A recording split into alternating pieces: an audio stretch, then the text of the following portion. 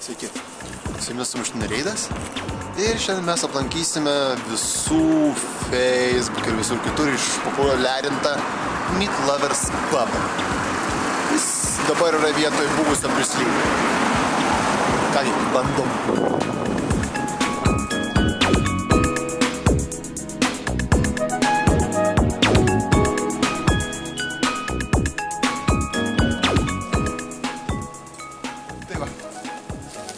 Apsilankėme Meat Lovers Pub. Jisai dabar yra čia. Labai norėjom čia valgyti. Puikus vaizdas. Apšvietimas visą kitą. Ir mes pasimėm burgerį už 16 litų. Kitas variantas yra Lovers Burger. Tai tas kainuoja 21 litą. Dabar kalbėsime apie tą pigesnį. Mes pasirinkom jį todėl, kad dabar pataikėm ant pietų meto ir šios sumuštinio mums pasiūlė palaukti pusvalandį. Lygiai tiek ir laukiame. Ta prasme, sąžiningai iš karto pranešė ir kiek nepailgino laiko. Turime štai taip, viskas suvelta į lovelį, su bulvytėmis, su lupina, puikiai padruskintos. Lengvi prieskoniukai, bet šiaip labai natūralios. Ir turime šitą grožį. Turiu pastebėti, kad servetėlių neįdėjo. Pasirūp. Taip pat Vilnius in your pocket, taip pat čia vietoje, perskaičiau, kad tai yra pati geriausia mėsa visam Vilniui. Gerai, ragavom.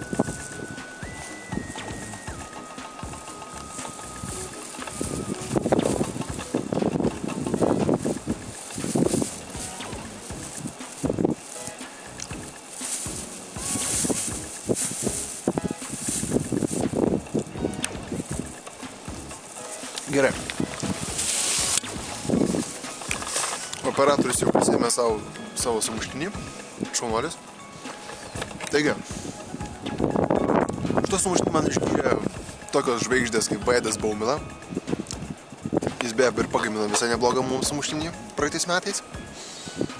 Aš jį apie šito skaičiau netgi spaudoje, internete. Ir žinot, aš jam 10 neduosiu. Nuostabus sūris, nuostabus padažas, nuostabus daržovės. Čia yra ir pomidoro, ir svogūno, ir salotos, ir majonezo, ir ko tik tais nėra. Nuostabi skalsi mėsa, tikrai mėsa fantastiška. Bet su bulka, come on.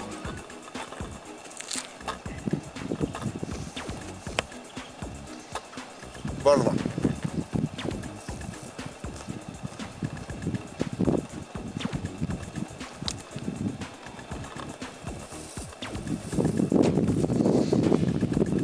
Aš galbūt kandu per dideliais kąsniais, bet aš kandu tai visą laiką. Ir visus sumuštinius. Jisai dieviškai skanus, bet su bulka yra blogai. Bandelė. Su bandelėm yra blogai. O, pavasaris galvoj. Varva. Pavasaris galvoj. Duodu stiprų 8. Gal netgi 9. Bet kaina vėlgi muša. Žinokit, apsistosiu ties 8. Bet tikrai verta paragauti vien dėl nuostabios mėsos. Pabandysiu dar paragauti iš lėto. Operatorius irgi pavalgys, pabandysim pažiūrėti, kas bus ne taip.